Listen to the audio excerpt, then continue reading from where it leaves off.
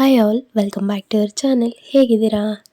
ಇದು Sunday vlog ಆಗಿರುತ್ತೆ. Sunday ನಿಮ್ಗೆಲ್ರಿಗೂ ಗೊತ್ತಿರೋ ಹಾಗೆ ಭೀಮ್ನ ಅಮಾವಾಸ್ಯೆ ಇತ್ತು. ಹಾಗಾಗಿ ಅವತ್ತಿನ ದಿನ ಯಾವ ರೀತಿ ಇತ್ತು ಅಂತ ಹೇಳಿ ಈ ವಿಡಿಯೋದಲ್ಲಿ ಶೇರ್ ಮಾಡ್ಕೊತಾ ಇದ್ದೀನಿ. ಇನ್ನು ನಾನು 5:30ಗೆ ಅಲಾರಮ್ ಇಟ್ಟಿದ್ದೆ, ಅಂದರೆ ಸ್ವಲ್ಪ ಬೇಗ ಎದ್ದು ಪೂಜೆ ಮಾಡಿಬಿಡೋಣ ಅಂತ ಹೇಳಿ. ಆದರೂ ಕೂಡ ಲೇಟೇ ಆಗೋಯಿತು, ಏಕೆಂದರೆ ನಾನು 5:30ಗೆ ಅಲಾರಮ್ ಇಟ್ಟರೆ ನಾನು ಎದ್ದೇಳೋ ಅಷ್ಟೊತ್ತಿಗೆ 6:30 ಆಗಿತ್ತು. ಸ್ವಲ್ಪ ಕೋಲ್ಡ್ ಇದ್ದಿದ್ದರಿಂದ ಎದ್ದೇಳೋದು ತುಂಬಾ ಕಷ್ಟ ಆಗ್ತಿತ್ತು. ಆದರೂ ಕೂಡ ಎದ್ದು ಹೊರಗಡೆ ಎಲ್ಲ ವಾಶ್ ಮಾಡಿಕೊಂಡು ಈಗ ರಂಗೋಲಿ ಹಾಕ್ಕೊತಾ ಇದ್ದೀನಿ. ರಂಗೋಲಿ ಹಾಕಬೇಕಾದ್ರೆ ನನಗೆ ದೊಡ್ಡ ದೊಡ್ಡ ರಂಗೋಲಿ ಹಾಕಬೇಕಂತ ಇಷ್ಟ, ಬಟ್ ನನಗೆ ನಿಜವಾಗ್ಲೂ ಬರೋದಿಲ್ಲ. ಮುಂಚೆ ಬರ್ತಿತ್ತು, ಬಟ್ ಈಗ ಪ್ರಾಕ್ಟೀಸ್ ಹೋಗ್ಬಿಟ್ಟಿದೆ. ಈಗ ಸಣ್ಣ ಪುಟ್ಟ ರಂಗೋಲಿ ಬರುತ್ತೆ, ಅದನ್ನೇ ಹಾಕ್ಕೊಂಡೆ. ಇನ್ನು ಅದಾದಮೇಲೆ ಬಾಗಿಲಿಗೆ ಅರಿಶಿನ ಕುಂಕುಮ ಇಟ್ಕೊಳ್ಳೋದು, ಮತ್ತು ಹೂವು ಇಟ್ಕೊಂಡು, ಮತ್ತು ತುಳಸಿ ಕಟ್ಟೆ ಹತ್ರ ಕೂಡ ಸ್ವಲ್ಪ ಚಿಕ್ಕದಾಗಿ ಬಾರ್ಡರ್ ಥರ ಹಾಕ್ಕೊಂಡೆ. ಇನ್ನು ಅದಾದಮೇಲೆ ಹೊರಗಡೆನೇ ವಾಶ್ ಮಾಡಿಕೊಂಡು ಒಳಗಡೆ ಬರೋ ಅಷ್ಟೊತ್ತಿಗೆ ಆಲ್ಮೋಸ್ಟ್ 1 ಅವರ್ ಬೇಕಾಗುತ್ತೆ ನನಗೀಗ. ಈ ಟೈಮೆಲ್ಲ ಇದರಲ್ಲೇ ಹೋಗಿಬಿಡುತ್ತೆ ಅಂತ ಹೇಳ್ಬೋದು. ಬೆಳಗಿನ ಕೆಲಸ, ಹೊರಗಡೆ ಕೆಲಸ ಸ್ವಲ್ಪ ಬೇಗ ಚೆನ್ನಾಗಾಯಿತು ಅಂತಂದರೆ ಒಳಗಡೆ ಕೆಲಸ ಕೂಡ ಬೇಗನೆ ಆಗುತ್ತೆ. ಇನ್ನು ಹೊರಗಡೆ ರಂಗೋಲಿ ಹಾಕಿರೋದು ಎಲ್ಲ ಮುಗಿದ ಮೇಲೆ ಸ್ವಲ್ಪ ನೀರು ಕಾಯ್ಸೋಕ್ಕೂ ಕೂಡ ಇಟ್ಟಿದ್ದೀನಿ. ಏಕೆಂದರೆ ವಾರದಲ್ಲಿ 2 ದಿನನಾದರೂ ತಲೆಗೆ ಸ್ನಾನ ಮಾಡಬೇಕಾದ್ರೆ ಈ ರೀತಿ ಸೌದೆ ಇಟ್ಟು ಕಾಯಿಸಿರೋಂಥ ನೀರು ತುಂಬಾ ಒಳ್ಳೆಯದು ಅಂತ ಹೇಳ್ತಾರೆ. ಹಾಗಾಗಿ ನಾವು ಕನ್ಸ್ಟ್ರಕ್ಷನ್ ಮಾಡಿಸ್ಬೇಕಾದ್ರೇ ಈ ರೀತಿ ಪ್ಲ್ಯಾನ್ ಮಾಡಿದ್ವಿ, ಬಾಯ್ಲರ್ ಒಂದು ಬೇಕು ಅಂತ ಹೇಳಿ. ಅದಾದಮೇಲೆ ನೆಕ್ಸ್ಟ್ ಬಂದು ಸ್ವಲ್ಪ ಬಿಸಿನೀರಲ್ಲಿ ಸಮಹನ್ ಅಂತ ಒಂದು ಪಾಕೆಟ್ ಸಿಗುತ್ತೆ. ನನಗೆ ತುಂಬಾ ಕೋಲ್ಡ್ ಇತ್ತು, ಹಾಗಾಗಿ ಇದು ಏನಿರೋದಿಲ್ಲ, ಜಸ್ಟ್ ಶುಗರು, ಆ ಥರ ಧನಿಯಾ, ಆ ಥರದ್ದು ಕೆಲವೊಂದು ಇಂಗ್ರೀಡಿಯೆಂಟ್ಸ್ ಇರುತ್ತೆ, ಮಸಾಲೆ ಟೈಪು. ಸೊ ಅದನ್ನು ಸ್ವಲ್ಪ ಬಿಸಿನೀರಲ್ಲಿ ಹಾಕಿ ಕಲಸಿ ಕುಡಿದ್ರೆ ಸ್ವಲ್ಪ ಕೋಲ್ಡ್ ಕಡಿಮೆ ಆಗುತ್ತೆ. ಅದಾದಮೇಲೆ ಸ್ವಲ್ಪ ಫ್ರೆಶ್ ಅಪ್ ಆಗಿಬಿಟ್ಟು ಈಗ ಪೂಜೆಗೆಲ್ಲ ರೆಡಿ ಮಾಡಿ. ಲಾಸ್ಟ್ ಇಯರ್ ಭೀಮ್ನ ಅಮಾವಾಸ್ಯೆ ಮಾಡಿದಾಗ ನನಗೆ ಅಷ್ಟಾಗಿ ಅದ್ರ ಬಗ್ಗೆ ಐಡಿಯಾಸ್ ಇರಲಿಲ್ಲ. ಅಂದರೆ ಅದರ ಹಿನ್ನೆಲೆ ಏನು ಅಂತ ಕ್ಲಿಯರಾಗಿ ಗೊತ್ತಿರಲಿಲ್ಲ, ಅರ್ಧಂಬರ್ಧ ಗೊತ್ತಿತ್ತು. ಹಾಗಾಗಿ ನಾನು ಯಾವುದೇ ಥರ ವಿಡಿಯೋ ಅಪ್ಲೋಡ್ ಮಾಡಿರಲಿಲ್ಲ. ಸೊ ಕೆಲವೊಂದಷ್ಟು ಫೋಟೋಸ್ ತೊಗೊಂಡಿದ್ದೆ, ಅದನ್ನು ಯೂಟ್ಯೂಬ್ ಶಾರ್ಟಲ್ಲಿ ಅಪ್ಲೋಡ್ ಮಾಡಿದ್ದೆ. ಅದಾದಮೇಲೆ ಈ ವರ್ಷ ನಾವು ಹೊಸ ಮನೆಗೆ ಬಂದಿರೋದು ಒಂದು ಖುಷಿಯಲ್ಲಿ ಫಸ್ಟ್ ಹಬ್ಬನೇ ಭೀಮ್ನ ಅಮಾವಾಸ್ಯೆ ಬಂದಿದೆ. ಹಾಗಾಗಿ ಇದನ್ನು ಸ್ವಲ್ಪ ಸ್ಪೆಷಲಾಗೇ ಮಾಡೋಣ, ಇದೊಂಚೂರು ಮೆಮೊರಿಯಾಗಿ ಉಳ್ಕೊಳ್ಳುತ್ತೆ ಅಂತ ಹೇಳಿ ಸ್ವಲ್ಪ ಚೆನ್ನಾಗಿ ಮಾಡೋಣ ಅಂತ ಅಂದ್ಕೊಂಡ್ವಿ. ಚೆನ್ನಾಗಿ ಅಂದರೆ ದೊಡ್ಡ ದೊಡ್ಡ ಉಡುಗೊರೆ ಕೊಟ್ಕೊಳ್ಳೋ ಥರ ಅಲ್ಲ, ಜಸ್ಟ್ ಮನಸ್ಸಿಗೆ ನೆಮ್ಮದಿ ಆಗೋ ಥರ ಅಷ್ಟೇ. ಸೊ ಒಂದು ಕರೆಕ್ಟ್ ವೇಯಲ್ಲಿ ಅದು ಯಾವ ರೀತಿ ಪೂಜೆ ಮಾಡಬೇಕು ಅಂತ ತಿಳ್ಕೊಂಡು ದೊಡ್ಡವ್ರ ಹತ್ರ ಅದನ್ನು ಪಾಲಿಸ್ದೆ ಅಂತ ಹೇಳ್ಬೋದು. ಇನ್ನು ಭೀಮ್ನ ಅಮಾವಾಸ್ಯೆ ಅಂತಂದರೆ ಗಂಡನ ಪಾದಕ್ಕೆ ಪೂಜೆ ಮಾಡೋವಂಥದ್ದು. ಕೆಲವೊಬ್ಬರು ಇದನ್ನು ತುಂಬ ಕಾಮಿಡಿಯಾಗಿ ತೊಗೊತಾರೆ, ಕೆಲವೊಬ್ಬರು ಸೀರಿಯಸ್ಸಾಗಿ ತೊಗೊತಾರೆ. ಬಟ್ ಯಾವ ರೀತಿ ತೊಗೊಂಡ್ರು ಒಂದು ಒಳ್ಳೆಯ ವಿಷಯನ ಇದು ಹೇಳ್ಕೊಡುತ್ತೆ ಅನ್ನೋದಾದರೆ ಅದ್ರ ಬಗ್ಗೆ ಯಾಕೆ ನಾವು ನೆಗೆಟಿವ್ ಆಗಿ ಥಿಂಕ್ ಮಾಡಬೇಕಲ್ವಾ. ಸೊ ಅವ್ರಿಗೊಂದು ಒಳ್ಳೆ ಆರೋಗ್ಯ ಐಶ್ವರ್ಯ ಕೊಡುತ್ತೆ, ಒಳ್ಳೆ ಆಯುಸ್ ಕೊಡುತ್ತೆ ಅನ್ನೋದಾದರೆ ಅವ್ರು ಪೂಜೆ ಮಾಡೋದ್ರಲ್ಲಿ ತಪ್ಪೇನಿಲ್ಲ ಅಂತ ಅನ್ನಿಸ್ತು. ಹಾಗಾಗಿ ನಾನು ಇದನ್ನು ಮನಸ್ಫೂರ್ತಿಯಿಂದ ಅವ್ರಿಗೆ ಪೂಜೆ ಮಾಡಿದೆ ಅಂತ ಹೇಳ್ಬೋದು. ಹಾಗೇ ಇನ್ನು ಲಾಸ್ಟ್ ಇಯರ್ ಅಂತೂ ಇದ್ರ ಬಗ್ಗೆ ನನಗೆ ನಿಜವಾಗ್ಲೂ ಗೊತ್ತಿರಲಿಲ್ಲ.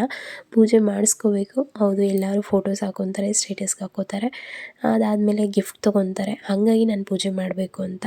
ಬಟ್ ನೀವು ನಂಬೋದಿಲ್ಲ, ಇವತ್ತಂತೂ ನಾನು ಯಾವುದೇ ಥರ ಗಿಫ್ಟ್ ಎಲ್ಲ ಏನೂ ಎಕ್ಸ್ಪೆಕ್ಟ್ ಮಾಡಿಲ್ಲ. ಜಸ್ಟ್ ಅವ್ರು ಆರೋಗ್ಯವಾಗಿರಲಿ, ಹಾಗೆಯೇ ಅವ್ರಿಗೆ ಒಳ್ಳೆ ಆಯಸ್ಸು, ಆರೋಗ್ಯ ಐಶ್ವರ್ಯ ಕೊಟ್ಟು ದೇವ್ರು ಕಾಪಾಡಲಿ ಅಂತ ಒಂದು ಇದಕ್ಕೋಸ್ಕರ ನಾನು ಅವ್ರ ಪಾದಕ್ಕೆ ಪೂಜೆ ಮಾಡಿದೆ ಅಂತ ಹೇಳ್ಬೋದು.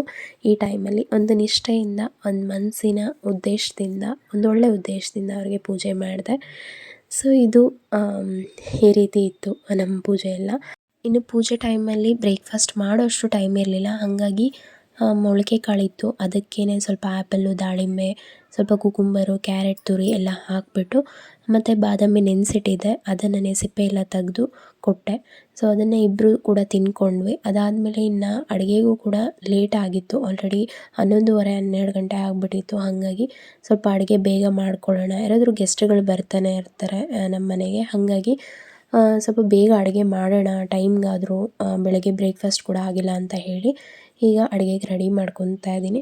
ಇನ್ನು ತರಕಾರಿ ಎಲ್ಲ ಕೂಡ ಕಟ್ ಮಾಡ್ತಾಯಿದ್ದೀನಿ. ಇನ್ನೊಂದು ಕಡೆ ನನ್ನ ಹಸ್ಬೆಂಡ್ ಕೂಡ ಸ್ವಲ್ಪ ಸಪೋರ್ಟ್ ಮಾಡ್ತಾಯಿದ್ದಾರೆ. ಒಂದು ಕಡೆ ವೆಜ್ ಪಲಾವ್ ಮಾಡ್ತಾಯಿದ್ದೀನಿ, ಇನ್ನೊಂದು ಕಡೆ ಸ್ವಲ್ಪ ರೈತಾಗೆಲ್ಲ ಕಟ್ ಮಾಡಿ ಕೊಡಿ ಅಂತ ಹೇಳಿದೆ, ಹಾಗಾಗಿ ಕಟ್ ಮಾಡ್ತಾಯಿದ್ದಾರೆ. ಆ್ಯಕ್ಚುಲಾಗಿ ಭೀಮ್ನ ಅಮಾವಾಸ್ಯೆ ಸಂಡೇ ಬಂದಿರೋದು ತುಂಬಾ ಒಳ್ಳೆಯದಾಯಿತು ಅಂತ ಹೇಳ್ಬೋದು.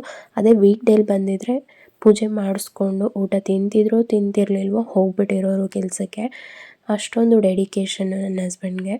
ಅದಕ್ಕೆ ಸಂಡೇ ಆಗಿರೋದ್ರಿಂದ ಸ್ವಲ್ಪ ಫ್ರೀಯಾಗಿ ನನ್ನ ಜೊತೆ ಟೈಮ್ ಸ್ಪೆಂಡ್ ಮಾಡಿದ್ರು ಅಂತ ಹೇಳ್ಬೋದು. ಇನ್ನು ನಾನಂತೂ ಸ್ವಲ್ಪ ವೆಜ್ ಪಲಾವ್ ಮಾಡಿದೆ. ಹಾಗೆ ಅದ್ರ ಜೊತೆಗೆ ತವಾ ಫ್ರೈ ಮಾಡಿಕೊಟ್ಟೆ, ಅಂದರೆ ಬೀಟ್ರೋಟ್ದು ತವಾ ಫ್ರೈ ಮಾಡಿದೆ. ಇದು ಕೂಡ ಅಷ್ಟೇ ತುಂಬ ಟೇಸ್ಟಿಯಾಗಿರುತ್ತೆ. ಸಿಂಪಲ್ ಇದು ಇಂಗ್ರೀಡಿಯೆಂಟ್ಸು, ಸ್ವಲ್ಪ ಖಾರದ ಪುಡಿ, ಸ್ವಲ್ಪ ಉಪ್ಪು, ಸ್ವಲ್ಪ ಧನಿಯಾ ಪುಡಿ, ಸ್ವಲ್ಪ ಅರಿಶಿನ ಪುಡಿ ಇಷ್ಟೇ ಹಾಕ್ಕೊಂಡಿದ್ದು. ಬಟ್ ಏನೂ ಹಾಕಿಲ್ಲ ನಾನು, ಬೇರೆ ಮಸಾಲೆ ಏನೂ ಹಾಕಿಲ್ಲ. ಜಸ್ಟ್ ಅಷ್ಟೇ ಹಾಕಿ ಚೆನ್ನಾಗಿ ಅದನ್ನು ಮಿಕ್ಸ್ ಮಾಡಿಕೊಂಡು ಬೀಟ್ರೋಟ್ನ ಡಿಪ್ ಮಾಡಿ ಇದು ಹೆಂಚು ಮೇಲೆ ಇಟ್ಕೊಂಡು ಫ್ರೈ ಮಾಡ್ಕೊಳ್ಳೋದು ಅಷ್ಟೇ. ಇನ್ನು ಸ್ವೀಟ್ ಏನಾದರೂ ಇರಲಿ ಅಂತ ಹೇಳಿ ಕೇಸರಿಬಾತ್ ಮಾಡಿದೆ.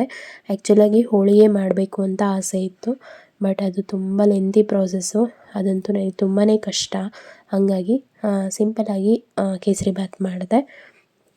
ಇನ್ನು ಅದಾದಮೇಲೆ ಕಿಚನ್ ವೇಸ್ಟ್ ಏನಿರುತ್ತೆ ಅದನ್ನೆಲ್ಲ ಕೂಡ ಒಂದು ಕಡೆ ಸೇವ್ ಮಾಡಿ ಇಡ್ತಾಯಿದ್ದೀನಿ. ಸೊ ಗಿಡಗಳಿಗಾಗತ್ತೆ ಅಂತ ಹೇಳಿಬಿಟ್ಟು ಎಲ್ಲ ಒಂಚೂರು ಸೇವ್ ಮಾಡಿ ಇಡ್ತೀನಿ.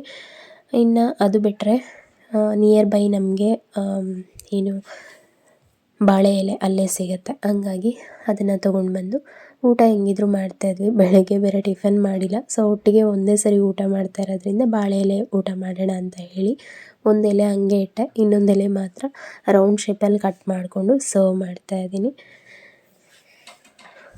ಇನ್ನು ನೀವು ಕೂಡ ಭೀಮ್ನ ಅಮಾವಾಸ್ಯೆಗೆ ಏನೆಲ್ಲ ರೆಸಿಪೀಸ್ ಮಾಡಿದ್ರಿ ಅಂತ ಹೇಳಿ ನನಗೆ ಕಮೆಂಟಲ್ಲಿ ತಿಳಿಸಿ.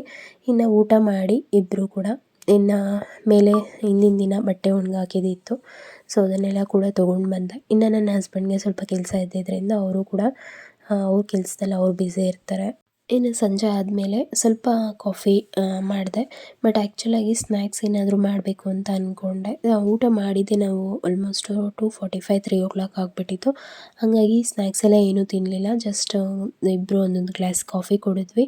ಇನ್ನು ಹೊರಗಡೆ ಎಲ್ಲಾದರೂ ಹೋಗೋಣ ಅಂತಂದರೆ ಫುಲ್ಲು ಮಳೆ ಬರ್ತಿತ್ತು, ಹಾಗಾಗಿ ಎಲ್ಲೂ ಹೋಗ್ಲಿಕ್ಕಾಗಲಿಲ್ಲ. ಇನ್ನು ಈ ರೀತಿ ಇತ್ತು ನಮ್ಮ ಭಾನುವಾರದ ದಿನ. ಸೊ ನಿಮಗೆಲ್ಲ ಯಾವ ರೀತಿ ಇತ್ತು ಅಂತ ಕಮೆಂಟ್ ಮಾಡಿ. ಹಾಗೆ ಈ ವಿಡಿಯೋ ಇಷ್ಟ ಆಗಿದೆ ಅಂತ ಅನ್ಕೋತೀನಿ. ಇಷ್ಟ ಆಗಿದರೆ ಪ್ಲೀಸ್ ಒಂದು ಲೈಕ್ ಮಾಡಿ, ಚಾನಲ್ನ ಸಬ್ಸ್ಕ್ರೈಬ್ ಮಾಡಿಕೊಂಡು ವಿಡಿಯೋ ನೋಡಿ. Thank you for watching. Bye.